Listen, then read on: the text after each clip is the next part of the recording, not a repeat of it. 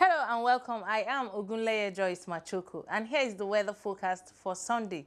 We expect some level of stability during the morning hours over some parts of the south and the north as well, except for the inland cities of the southwest region, where isolated morning rains are probable, with increased cloudiness that might give rains over Lokoja, Lafia, and Abuja axis.